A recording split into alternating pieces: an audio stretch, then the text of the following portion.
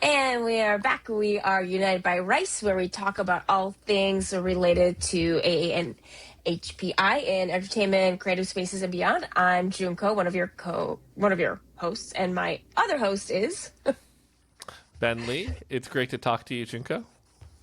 Hey Ben.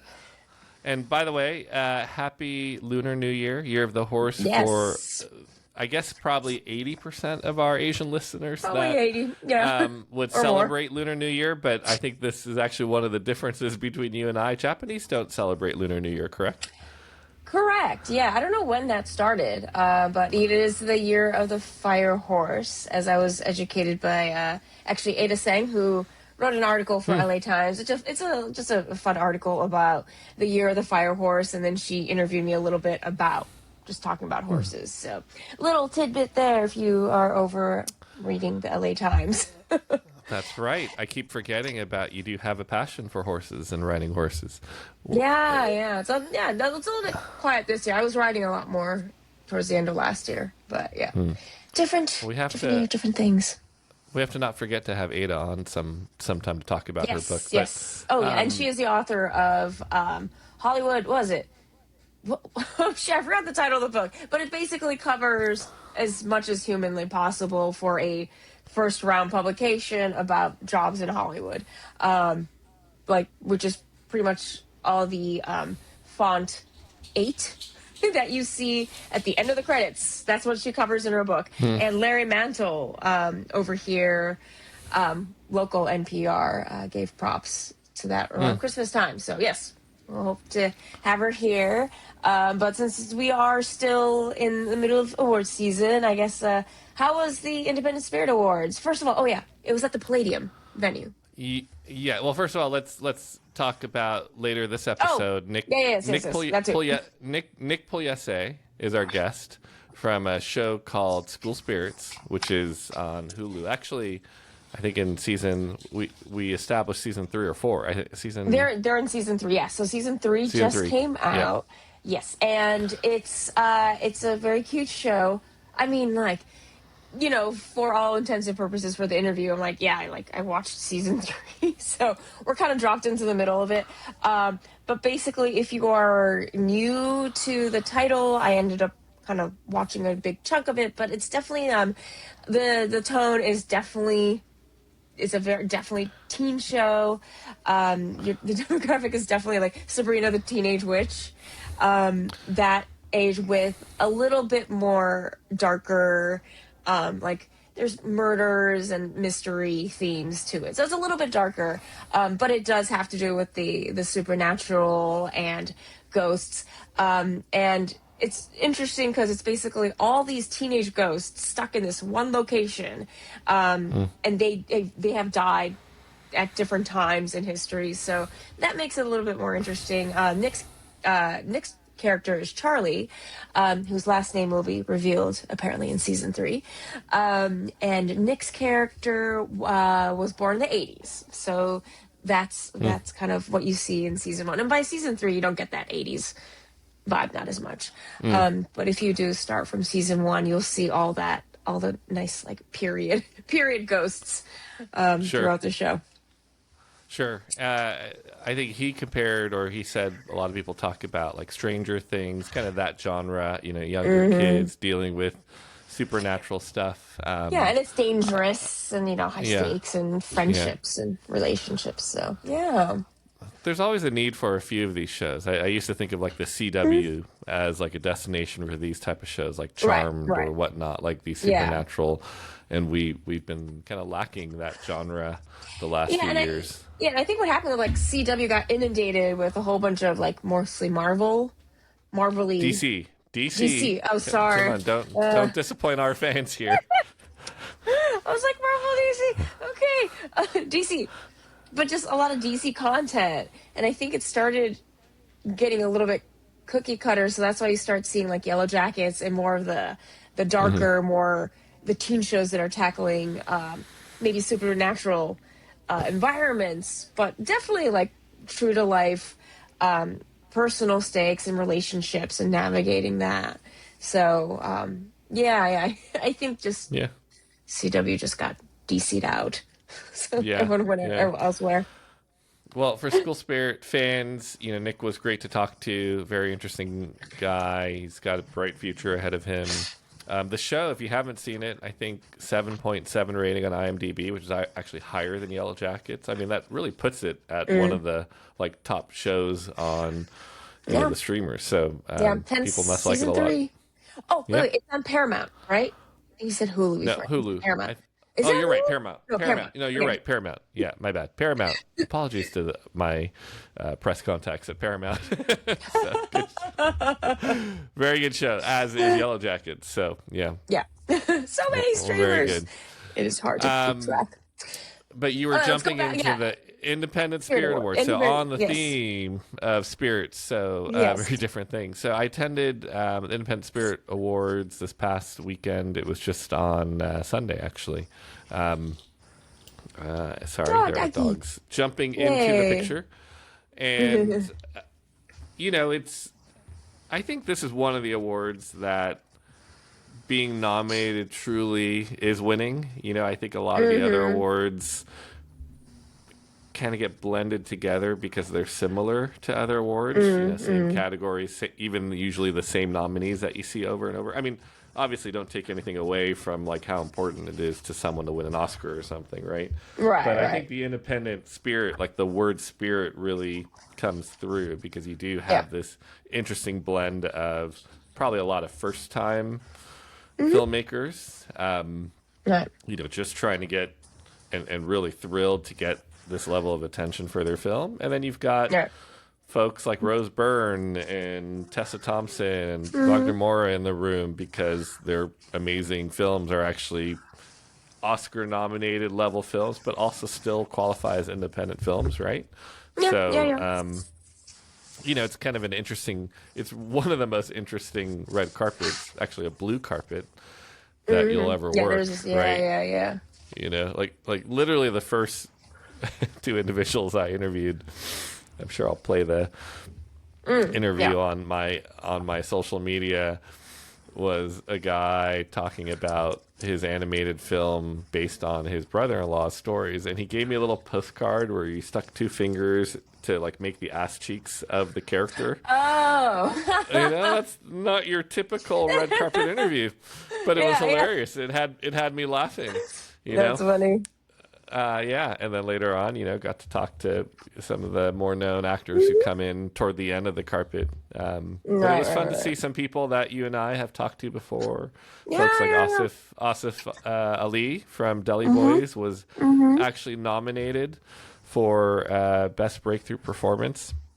And I have to tell you, Junko, sometimes words just come out of your mouth, right? When you're on the carpet and you're trying to think of questions. Yeah. And, I've met Asif a few times. I feel like we've got a good rapport, even though you never know. He may have no idea who I am, how he remembers me. He just knows that he knows me from somewhere. Yeah. Literally, I said to him, congratulations on the nomination. And by the way, he was doing the interview jointly with Poorna, Poorna, Jagannath, who's also on the show Deli Boys, also a wonderful actress. And it came out of my mouth, congratulations on your nomination, even though you have no chance of winning. and I, he's a comedian, right? So everybody listening, I meant it as a joke, and they both took it as a joke because they immediately said, oh yeah, unless Owen Cooper decides to not show up or whatnot, because that's the funny thing about the show is that category is that they just blend all genres, right? So you have comedy and you have drama, and Owen Cooper's the kid in adolescence that everybody has seen by now, and he's won everything, right? There's no adolescence has won everything. So right, and it's just one of those yeah. But it was actually a hilariously fun interview. I'll also post that. Awesome. And then our friends from Chief of War, particularly T, who had come on earlier this season, but the whole group was there. They received a tribute award, which was really nice. I think best cast or something like that. Yeah, Boss of Business on my TV show. I saw that. Yeah. Yeah. So, but other than that, a very, I think it's a nice awards. I think people really appreciate it. Yeah. And I think also, like, looking back to when I attended in 2022, and we're in 2026 now. So in the last 5 years, there's been a total of 2 Indigenous shows featured on that stage. So, well, I think unless there've been others that I can't think of off the top of my head. What's the other one? Reservoir Dogs. Reservation Dogs. Sorry, wrong one. Reservation Dogs. Was on FX. Also a really, really good show. So it's been really nice seeing those shows highlighted in that way. Yeah. I mean, I think it's interesting because we were, I'd like to say, ahead of the times when we booked T, right? Like the show hadn't really aired yet, and they didn't get nominated for traditional awards, but they have been consistently acknowledged, right? They were acknowledged at the, what was it? The Critics' Choice Association Asian and Film Television Asian Film and Television Luncheon. Here at the Independent Awards, and then T is actually getting an award at the Unforgettable Awards, at the Unforgettable Gala coming up in March, which is really exciting. So, I may have to take a picture during this podcast because the dogs have figured out how to get on the dining table. This is a different location for me to podcast from. And that's what the scuttling is all about. Can you hear it? And they... yeah, you're more than usual. Are they're threatening to well, here we go. Cheer up your laptop. See, my laptop is shaking now because they have decided to hump on the dining table. This is dogs, please, can you get down? Okay. Oh my god, that is so funny. Okay, yeah. As we've talked about before, this is a dog-friendly very yeah. Podcast. Mine are quiet because they're at daycare today. So that's that. Yeah. Anyway, outside of the Spirit Awards, what else is going on? I was very thrilled to see the billboards that Neon put up around No Other Choice. Have you seen any of those or seen that campaign around town? I've heard. I think I read it on Reddit, but I haven't paid attention enough, or I haven't driven down that specific road where it is. But yeah, it's pretty. Yeah, it's pretty funny. But I think it's in the spirit of A24. Yeah. Yeah, I mean, who knows how anybody would take it, right? I mean, I think. Yeah. I don't know why anybody would be deeply offended by it, but yeah. Do you want to say what it is? Yeah. Well, yeah. Essentially, they got no nominations for the Oscars, and I think, to most critics. A surprise. I think at a very minimum, people would have expected them to get a nomination for Best Foreign Film and for Park Chan-wook to maybe sneak in as Best Director. So Best International Feature and Best Director would have been the two most likely. I think Lee Byung-hun, again, if people watch the film, probably also should have been considered for Best Actor, but honestly, to not even get Best Independent, what do you call it, International Feature, to not get Best International Feature at the Oscars is the true snub, right? And we talked about it, I think, in a previous episode. Over here, but I'm also miffed that Kokuho didn't get nominated either. Well, other than hair and makeup, they were nominated for that. Yeah, that's one more nomination than No Other Choice. I haven't seen Kokoho yet. It's a horror movie, right? No. No? No, it just hit theaters last Friday. It's about two rivaling actors who are in the world of onnagata, which is the traditional portrayal of females on a kabuki stage. These two kids, I think they meet when they're in middle school, ended up being the son is born into the kabuki family, and then we follow this other kid. I won't reveal too much.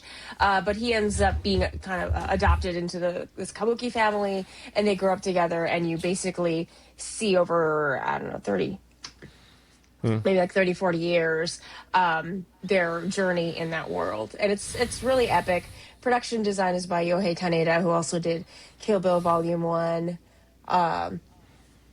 With what's it called? That golden restaurant.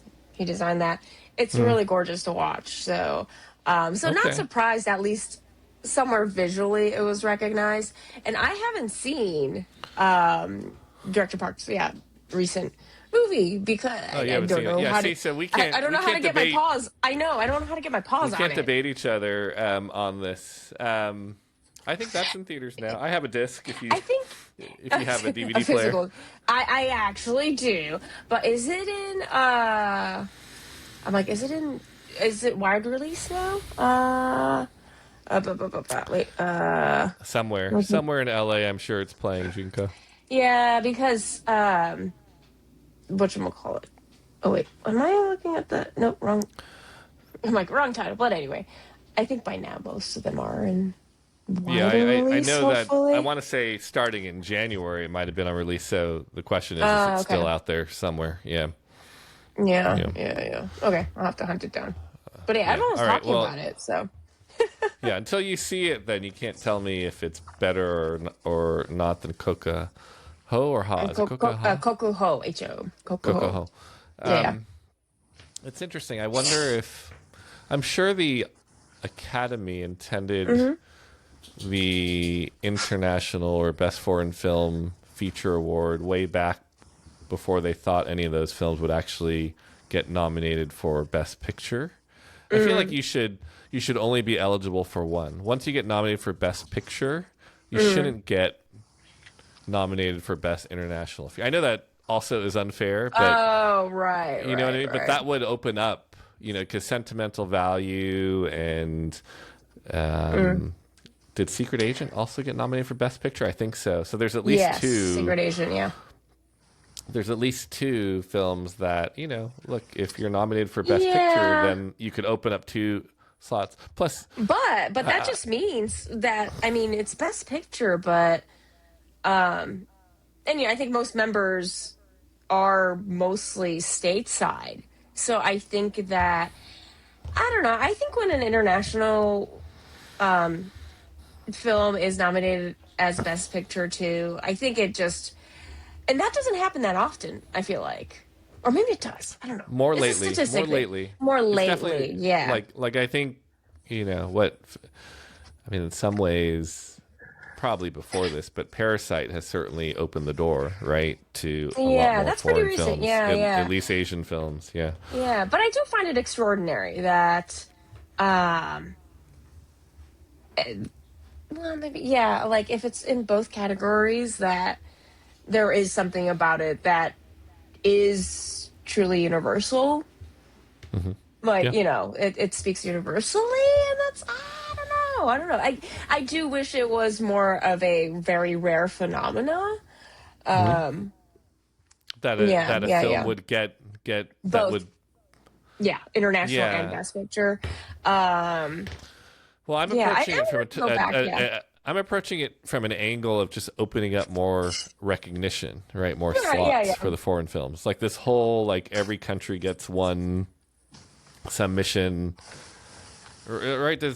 Maybe for folks that don't know, essentially each country can submit one film for the best. So even there is already a little bit of a flaw, because what if Brazil happens to make 10 really great films? I don't know. I guess there's other awards for those problems. Anyway. What else can we talk about? No, I think we're doing pretty good on time. And plus, I didn't turn on my light in here. So if I would, it's getting very dark. It's pretty dark in here. Although, this is mostly my laptop light, and I was like, I'm tempted to turn on a light, but it's gonna look weird. Yeah. So, you look very consistent. Well, there's lights everywhere here. Well, let's see what's coming up in the Asian American diaspora. The show Monarch. Oh yeah, season 3. Yep, is 3. There's a. Three. I think there's a presser starting tomorrow. Yeah. So, but that means that show's coming out. I think February. I think maybe right before the end of February. So we'll talk maybe a little bit more about that show. That's not quite. It's an Asian show only because it's Godzilla. And it has Anna Sawai and Maria Yamamoto. And Hida-san's in it. And, Kind of. So, wait, Hiro's not in it, is he? No, Hida. I thought Hida was... Yeah. Her father, right? Her scientist father is Hida-san. Oh my God, I haven't... It's been a while since season 2 dropped. But anyway, he's like a family member. Okay. Uncle or something like that. To Anna's character? Yeah, there's like time jumping stuff happening, right? Oh gosh, oh my God, there's so much time jumping. Okay, well anyway, but Hida-san's in there from recently seen Rental Family. And I've also been going through all like well, now it's not called the SAG Awards, it's called the Actor Awards, but I've been going through all the Actor Awards screeners and Are you a voter? Are you voting? Oh yeah, I'm voting. Yeah, I'm voting, but okay. Do you need help? Nothing to, nothing to bring up. I guess, nothing to bring up as of late. What's the toughest? What's the toughest decision for you in your voting? When's the voting end for SAG?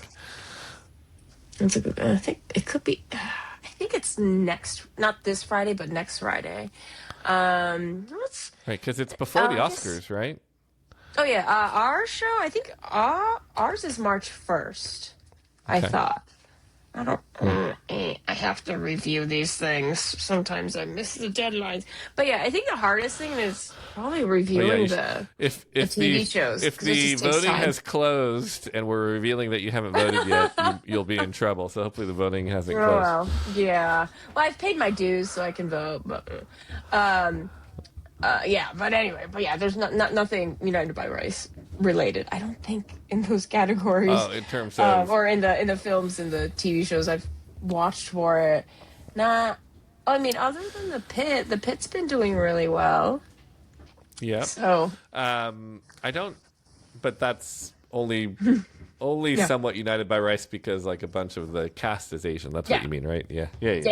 Otherwise, I'm just actually that's something we've been lacking. We should get someone to talk about season 2. I met one of the actresses, Supriya Ganesh, at the Independent Spirit Awards, so I'll reach out to her agent and see if we can get her on. But I guess there's nothing related. But it's still, like, is there a category? Is there, like, what's your favorite film this year in terms of? Oh, you don't have to do that at SAG. Never mind. You have to do best cast, right?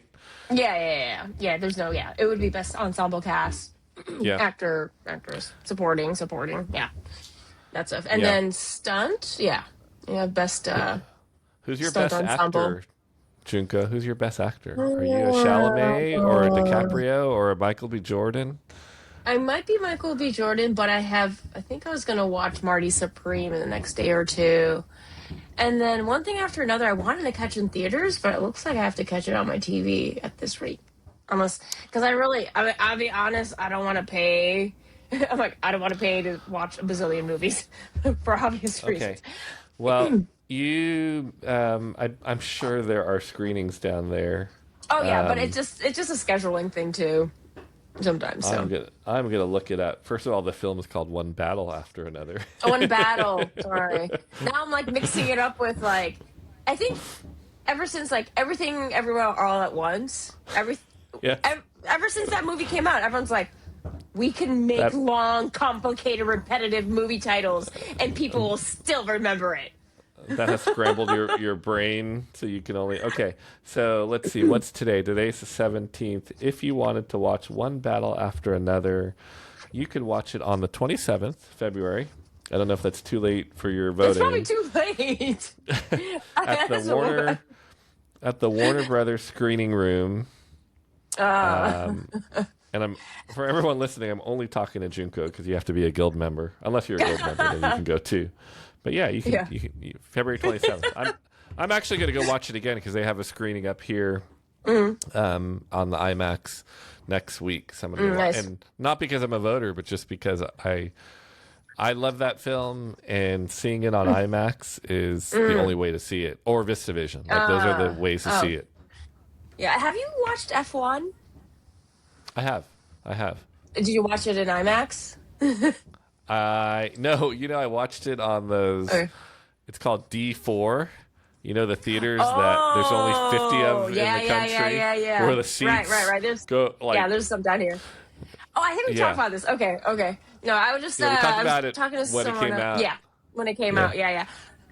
Now that it's 'tis the season, I don't think F1's going to get a whole lot of awards, but if it does, it should maybe photography, but there is a lot of technical achievements. So I'm hoping in like the tech, I don't know, in some, because there is a technical area in the awards. It would be good. Also? Like, no, not in SAG, but just for the at the Academy, I think F1 should get recognized for technical achievement in photography. Well, I know the answer to this, Junko, because I did interviews. The sound design.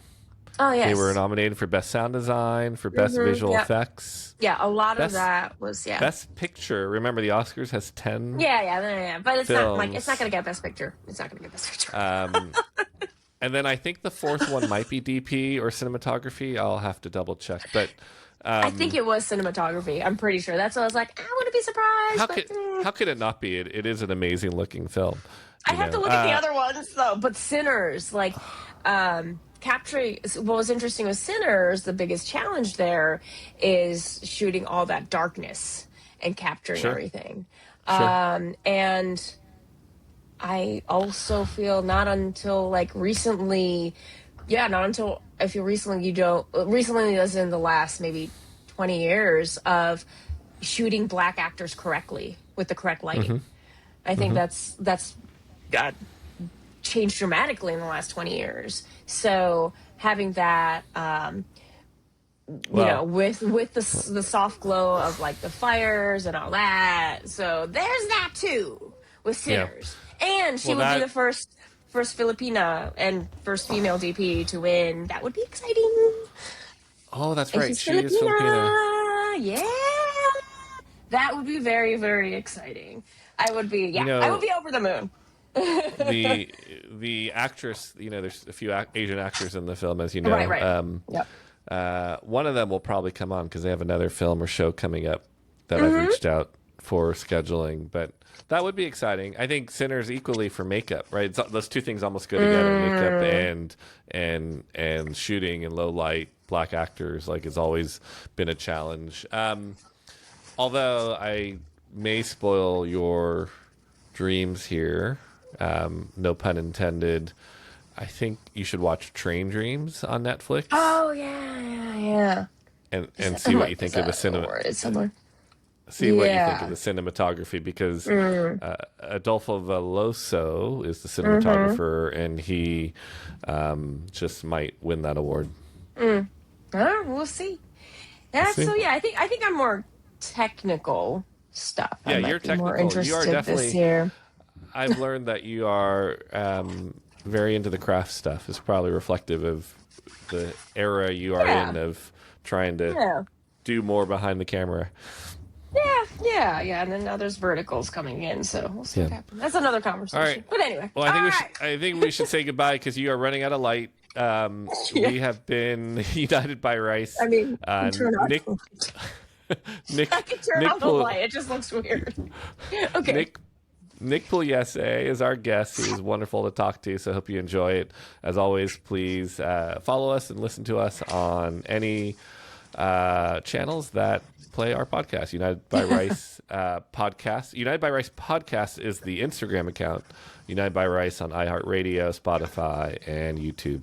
And we will see you soon. We've got a few fun episodes planned with... We've got kind of the combination of awards, which we've already noted there aren't that many Asians being nominated for things, so it's a little bit light this year. Yep. But we've got some film festivals, and I guess we're kind of getting into the spring TV season, so a lot of things are coming our way. And look to bring you that content soon. All right, thank you all. Okay. Yeah.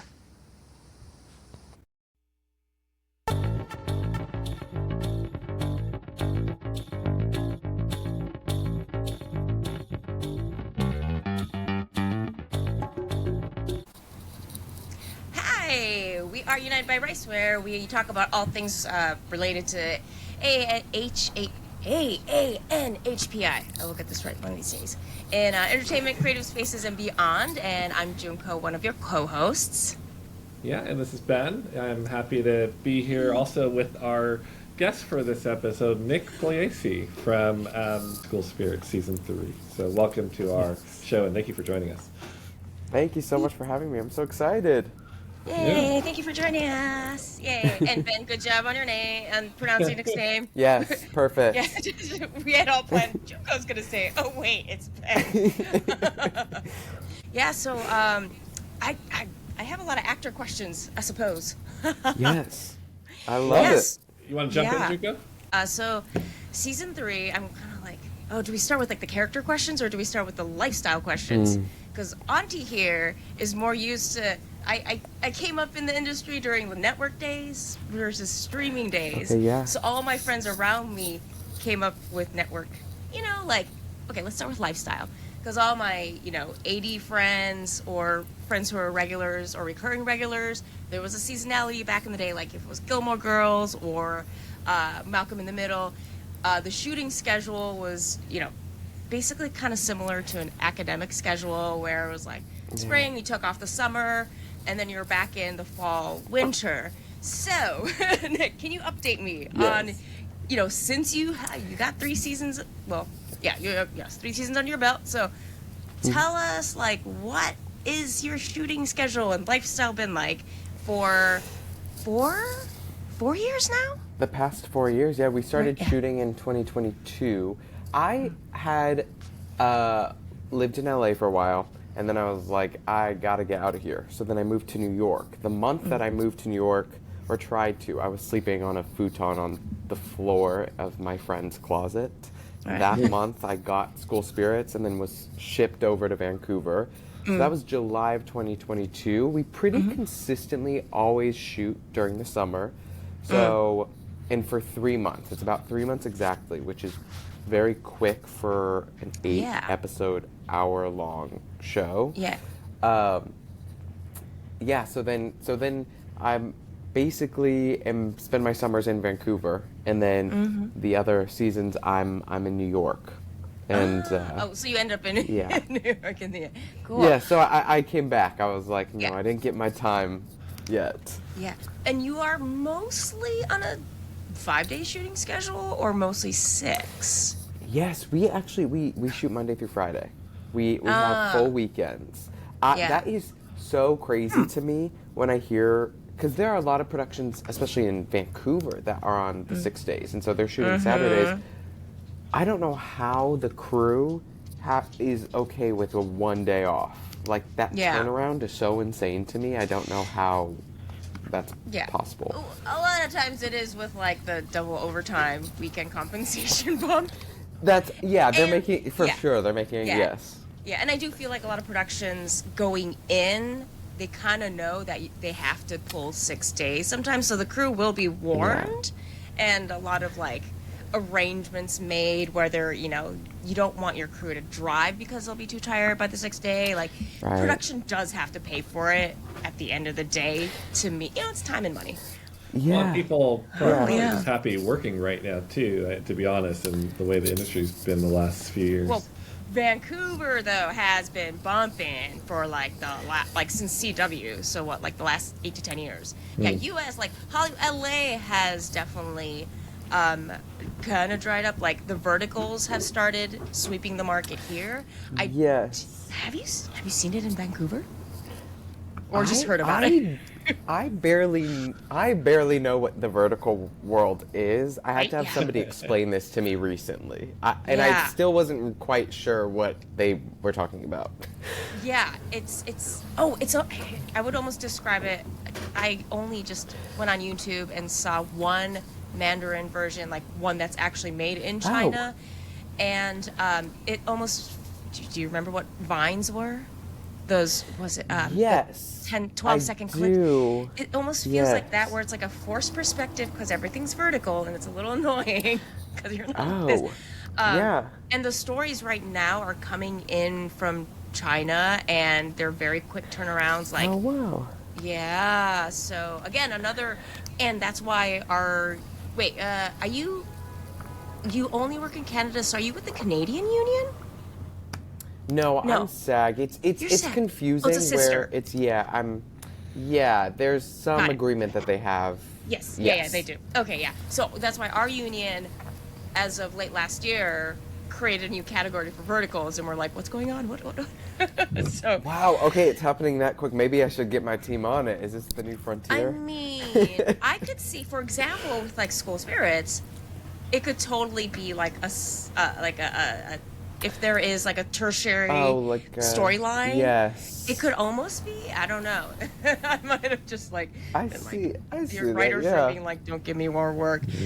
But because it lives in such a small chunk of like storytelling, I guess it's just compact and quick, kind of a world. Yeah. That's so interesting. Yeah. Yeah. So Junko, anyway, going back to School Spirits. I'm going to jump in. No. I'm going to jump in here. Just we are in season 3, which in any definition, Canada, the U.S. is a successful show, and I'd love for us to dive into understanding what School Spirits is about a little bit more. It feels like there's a little renaissance of like ghost shows on TV again, which I'm loving. Like, why don't you give us a quick log line and tell us about your character Charlie? Oh, I'm so bad at the log line. Because this show is confusing because every season's a little bit different. So yeah, I guess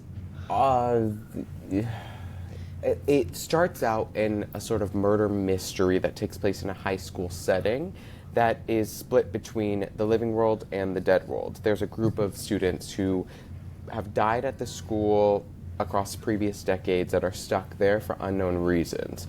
We play with the paranormal, and it's funny and also scary and at moments very dramatic and sad, and we touch a lot on grief.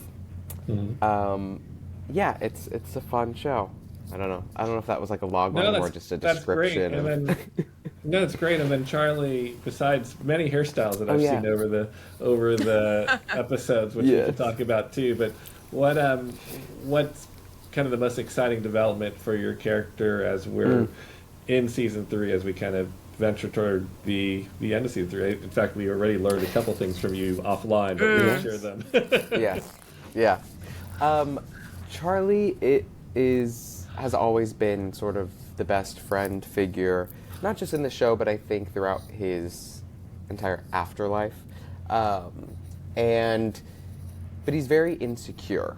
And that wanting to be a friend stems from that. It's almost his own defense. I'm just going to be your best friend and be so nice to you, and you're going to like me anyway. And that doesn't work in a relationship or an intimate relationship, one that he has with Yuri, who's played by my castmate Miles Elliott, and his insecurities really start to show up within the relationship. And so that was fun to play with. We started getting texts early on before we started shooting from the creators that like, Charlie and Yuri are gonna have a big fight this season. You know, so that was fun to explore, and I think very true to life. I think if you haven't dealt with your shit before you get into a relationship, the relationship's gonna bring it out. Yeah, and that was without any spoilers. I'm assuming I rewatched that moment. It was shot really quietly. I really appreciate the stillness, and because in School Spirits, you guys are always running around, trying to stay alive or unalive, whichever state of being you're trying to be in. And it's such a standout moment because your director DP had that specific choice of just singles on both of you and just cutting it together. So that was that was a really good moment. Yeah. So bravo to your work. Thank you. Whatever you had to layer in there, or hopefully didn't have to like pull from your personal life. I know, too so much substitution. No, you're good. But really good work. I was going to ask you both, but Nick, I'll start with you. If there are comparators out there, film or television, that you would say, oh, if you were fans of these, then you're definitely going to love this show. And then I couldn't help but see that episode 4 is called The Bereftest Club, which was one of the first, kind of movies I thought about when I watched this show. Yeah. No, it's so interesting. So many people have different comps. I think one that comes up a lot because it's so culturally relevant is Stranger Things. I think it's a group of high school kids, and they're taking on the big bad guy. And so in that regard, I think that's a good one. Our creators talk a lot about Buffy, the Vampire Slayer, and Veronica Mars. And it's sort of a blend of those two. Yeah, I think I would say those three are I put up 4, but those 3. Yeah. Nice, yeah. And actually, since we're talking about that episode, how fun was it? Okay, if anyone hasn't seen the episode, skip ahead. How fun was it to shoot like that? Have you ever done a musical? Okay. Or music video? That was How'd you guys describe insane. I think music video honestly works. Right? That it was. They told us that I got to do a little dance moment in the second season. And they told me about that, and that was scary, and it ended up being really fun. It was much smaller scale. This one felt so grandiose. Yeah. It was really cool to get to involve every character. I mean, every character is there. The principal's in it at one moment, so it was just so fun, and Quinn it's such a beautiful. Oh, yeah. Yeah, for them it's.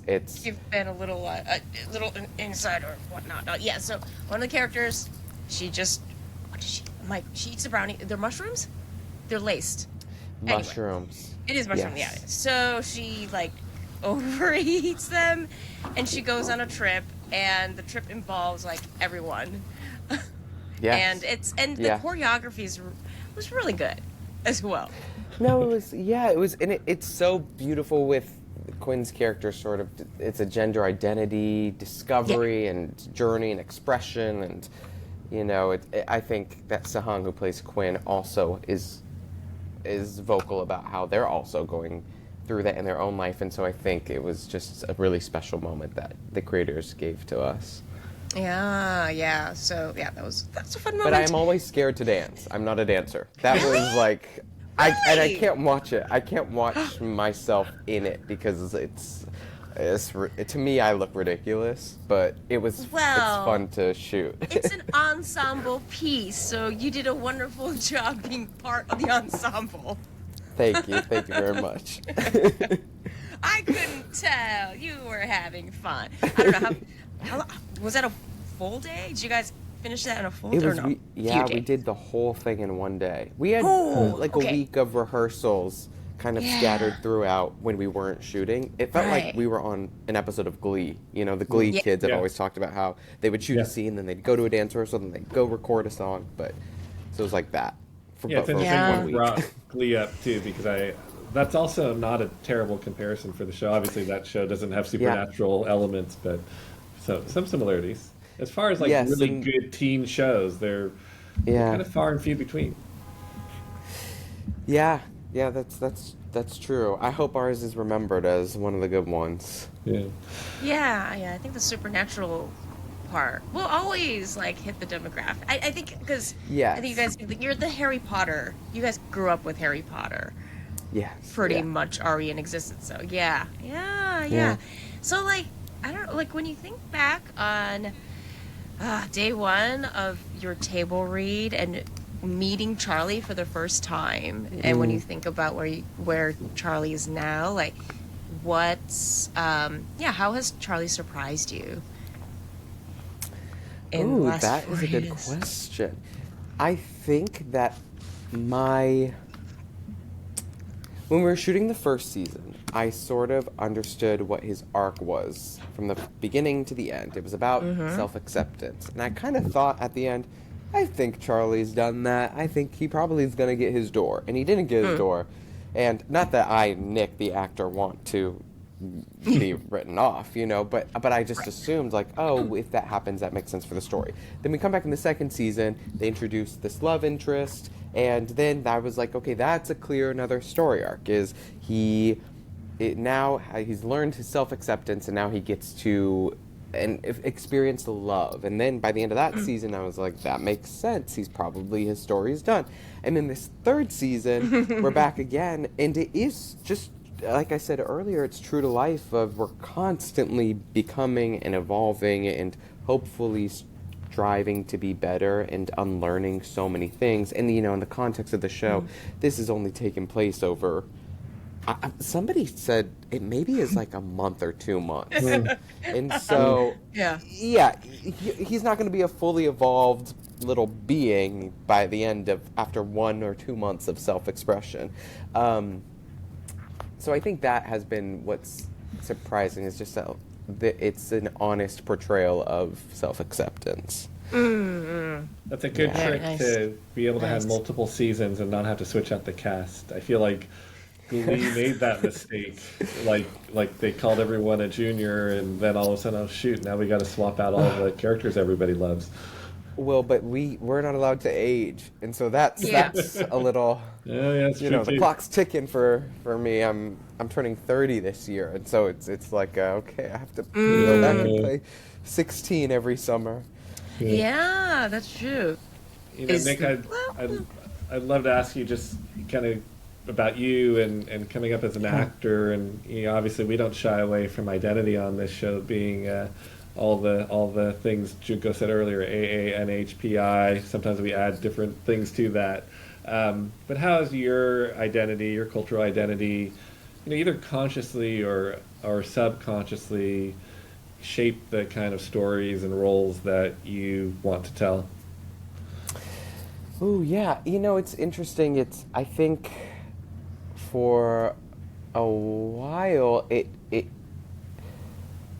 my identity almost felt like an impediment. In that, I remember I had a meeting once with a potential manager when I was still in college in LA, and she said, well, you should change your name to your mother's maiden name, Katani, because you'll get more auditions that way. And it was this white woman who was talking to me about this, and there was just something that sat so strangely with me of, I'll only be valuable if my name reflects what I'm actually made of.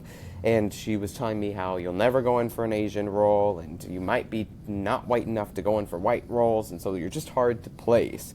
And it was just like, okay, you know, I was maybe 19 or 20 at the time, and new to the auditioning world and the industry. And so for so long, I kind of believed that. I wasn't sure where I sat. And I think that I've now learned to really accept every part of me, and that, yeah, I'm maybe not fully one thing or another, but none of us are, and we're all multiple things. And I'm very left of center, is what I've heard of, like you know, you're just like a left of center in a way that I do like.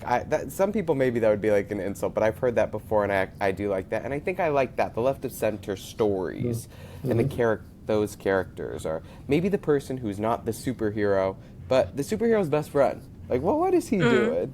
And then when it comes with identity, I'm obviously biracial, I'm queer, and so I have a real interest in stories that explore those. I really like sort of inconsequential identity of, you know, a character might be queer or Japanese, which, you know, are true for both of me, but it's never even really mentioned or touched upon. It's just who they are. Right. I like that. And I think in School Spirits, for most of the seasons, my character is that way. He has one moment where he's talking about being gay in the 90s, and then for the most part, it's kind of just like everybody just accepts him as who he is, and we don't talk about it. Yeah. You know, it's interesting because that manager may not have been wrong. That might have been the right advice at that time. I mean, times are continuing to evolve, and, you know, from the pure context of how do you book jobs, you know, I understand her point of view for sure. Yeah, so I have I have a Japanese question because obviously I'm Japanese. Yeah. So yeah, Nick, like your personal life, do you still do like oshogatsu? What kind of still Japanese things, from your mother, do you still do, or you cook food or anything? We it's very heavy on the cooking. So we eat a lot. I'm Japanese and Italian, so both cultures are very perfect food focused. They're perfect. No, it's food is very important to us. I think in Japanese culture, it's a lot about the presentation of the food and the simplicity that also is there in Italian food. But both are about cultures that gather around food. A lot of cultural things honestly didn't get passed down to me. My mom, her grandparents, that whole generation, they were in the Bay Area during World War II and got interned. And so once they got out of the internment camps, they very quickly tried to shed any parts of them that read as Japanese. So they would still go to temple. They would still practice Buddhism in the house, but they didn't teach Japanese to any of them, and it was sort of just like assimilate and try to pass. If somebody called them Chinese, they just went along with it. They didn't correct them and try to say. So I think that there was a lot of a loss of culture in that moment that I didn't even realize until I was maybe 20. I started asking my mom questions about it. It's painful, it's trauma response. Were your grandparents sent to Manzanar or further west? Or further east? Oh gosh. I don't even know. Oh, no. Actually, they were gone by the time I was born. Oh, okay. Your mom might know, but just an FYI, the Japanese American National Museum, they put together what's called an irecho. Have you heard about it? It's spelled IREICHO. But it's basically a massive book of anyone who was interned, and all the families or survivors. I think they have been going up to the book and initialing. And the book, I think, is on tour currently, I think. Trying to make all the, stops at all the big cities and stuff like that. And I don't know how it's going to be preserved in the future, but that's, I think your family's name would be in the book, yeah. Yeah, So, that's amazing to know. I'll have to call my mom. Yeah, there's a lot of resources. Like, drop me a note if you need more resources. But there's a ton of resources if you ever want to dig into it.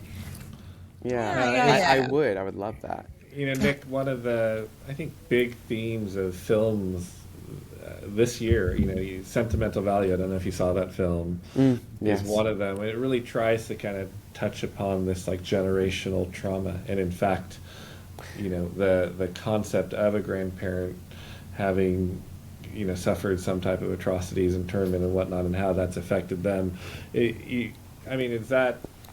How do you... this is a real big question, but like, how has that seeped into your work at all, and the way you view this industry and the type of roles that are available to you?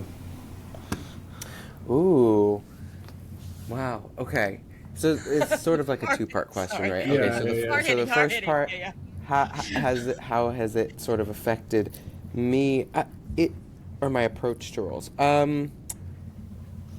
Well, I think it's really just touching on that we don't always know everybody's story, and sometimes they may not even understand their behavioral patterns and where they stem from.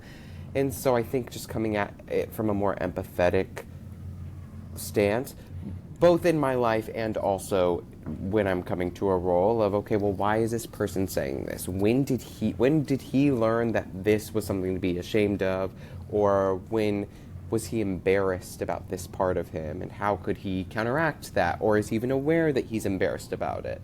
I've talked about this before, but I think I silently was ashamed of being part Japanese. When I was younger, I remember just wanting people to think that I was white. And I wasn't even aware that that was something that I was telling myself until I was in college.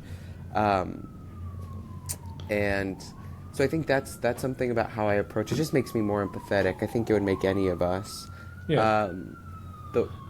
yeah. Well, and I think the second part of the question, what I was getting at, is you're still very early in your career and building your career, but do you think at some point you're going to be drawn to roles that actually tell the story of some of your family's history? I would love to. Mm-hmm. I would really, really love that. There's not a lot of Japanese roles. No. But, like, randomly I'll get an audition for a Japanese character, or, like, even fewer. I think maybe once I've had a half Japanese audition, because, like, that manager said, I probably will not go in for a fully Japanese character. So I've auditioned for a half Japanese once. But I think that is... Yes, I would love to tell a story of, the generational trauma that was caused by people who were interned in World War II. Mm-hmm, mm-hmm. Yeah. Junko, I think I cut you off on your previous question. Oh, my previous question? I think, excuse me, could have been a follow-up. So, what was I going to ask? Actually, I probably forgot what I was going to ask. Well, so. I could jump in. For School Spirits, we're not even halfway through the season. What can you tease about what's coming up?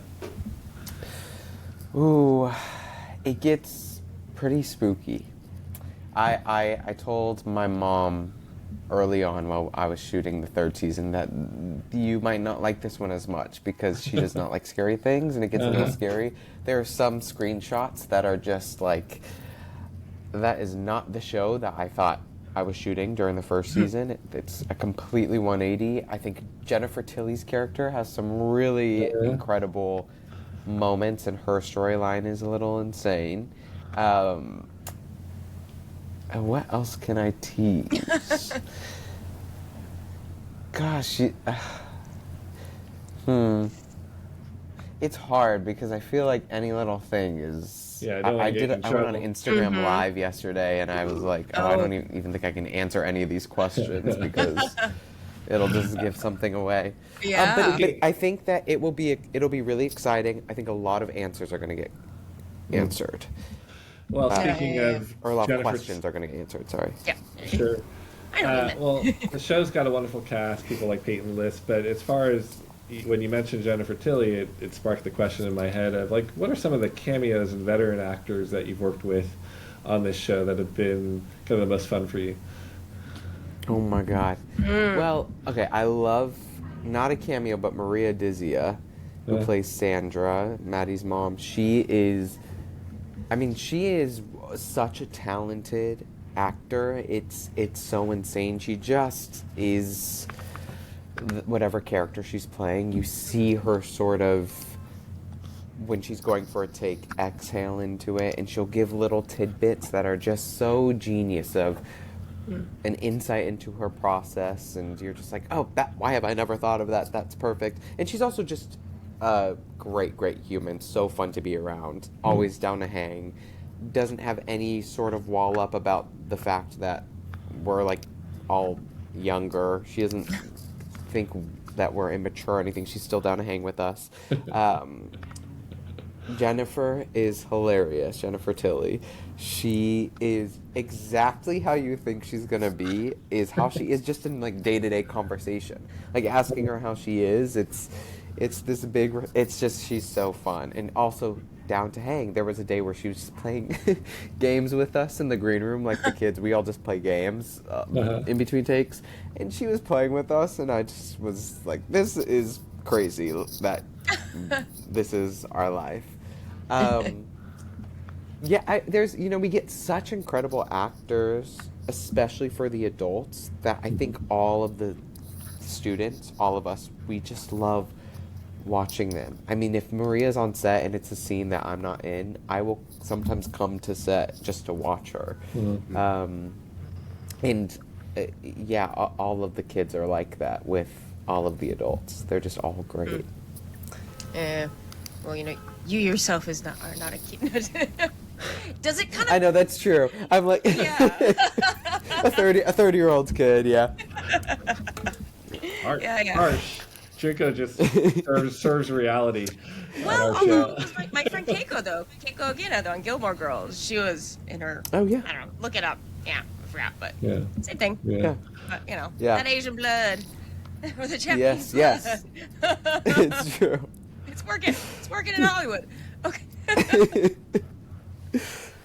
Well, I mean, I think the show is phenomenal. I was looking it up, and like on IMDb, it's like a 7.7 score, which is like as high as shows like Yellow Jackets and like big shows. Oh, whoa.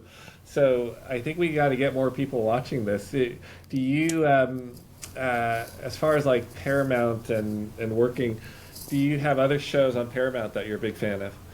We'll give a little shout out to the network. Gosh, I am so bad with TV. I have watched Yellow Jackets, and I do love Yellow Jackets. I couldn't tell you a show on any network. You have to binge those shows before your next Paramount party. When you're like jammed in with everyone, and you're like, oh god, there's like 16 shows around me. I know there's like the Yellowstone world. Yeah, it's all it's the like I haven't seen any of those, but I'm sure they're great. I'm watching something on Peacock right now, but I probably shouldn't say that. We're like Hidden Rivalry. Oh, Heated Rivalry is great. Yes. All the rage, Yeah, that is. I just love school spirits, and so when I'm on Paramount, I can't help but just tune into my own show. So that's a perfect answer. Do you watch all your own scenes? Do you skip through all your own scenes? I can't. Okay, this is what I do. We get the screeners like a week before, and I will watch just my scenes by myself in complete darkness in my bedroom, like cringing like this, and then just so I know what it looks like, because I end up watching the episodes as they come out with some of the cast. And so I just don't want to be surprised when I watch it with everyone of like, oh, that scene is so bad, or Do you also give a heads up to your mom? Like, does your mom watch it like as soon as it drops, kind of thing? Yes, my parents, they have little date nights where they order food and they watch the episode. And then like on Saturdays, my aunt comes over and then she watches it, and my parents rewatch it. So my parents have watched the show probably like 4 times through. It's so silly and very sweet. But I give a heads up if I'm gonna be kissing anyone. Because I'm like, I don't want you guys to see that. Okay, well, any of your future love scenes, you're gonna have to think of something else to tell your parents. Yes. Or just it'll be fine. I'm sure it'll be well edited and well cut. Yes. Yeah. Fine. Oh man. Yeah. Are we close to? I think we're close to time. Yeah. Okay. We have a wrap-up question, Nick. I'll let Junko ask it away. I don't know if you've been clued in on this already. Yes, so because we are called United by Rice, and we touched upon this a little bit, what is your favorite rice dish? And rice noodles are included in that because made of rice. Anything ricey. Okay, this is a hard question. My initial gut is mango sticky rice. Ooh.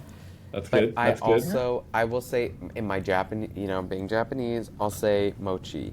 So in manju, that's what we get on New Year's, and I've made it before, and I've always loved it, and I would do shoyu and sugar, and then I put it in the microwave. Have you done this? Oh no, I do the oven toaster because it's it comes out crispier. Same.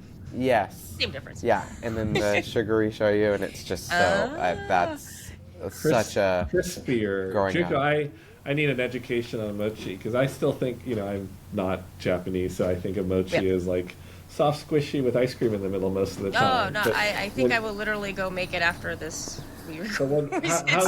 Yes. How do you get it crispy? You like? Oh no, like my oven toaster. It's just on the toast setting, and so if you go to a Japanese market, maybe Chinese markets too, they sell them already dehydrated, usually individually packed. So I just unwrap it and throw in the oven toaster and do like dark toast, and that's it. But it's still chewy. Yeah. Okay. There's a whole I don't know. Usually when you're a child, you might freak out over it, but it starts to puff up, and it like, if you're a child, like it takes it takes on a life of its own kind of thing, because it's expanding in the toaster oven, and you hope it doesn't burn it and stuff like that. Yeah. And then the shoyu and sugar I can get. You get a little savory sweet. That sounds really good, actually. Yeah, I'm a butter and shoyu person. Oh, that's delicious. I have not tried that. Yeah, I recently converted. I was like, oh, that butter. Yeah, so maybe it's kind of that Western Eastern thing. Well, Nick, it was a pleasure to have you on. Certainly come on again in the future. Fun. Yes. School Spirits, Season 3. You played Charlie. It's been wonderful getting to know you, and we look forward to what surprises you have in store for us the rest of the season. Yay! Thank you so much. This was such a joy. Thank you so much.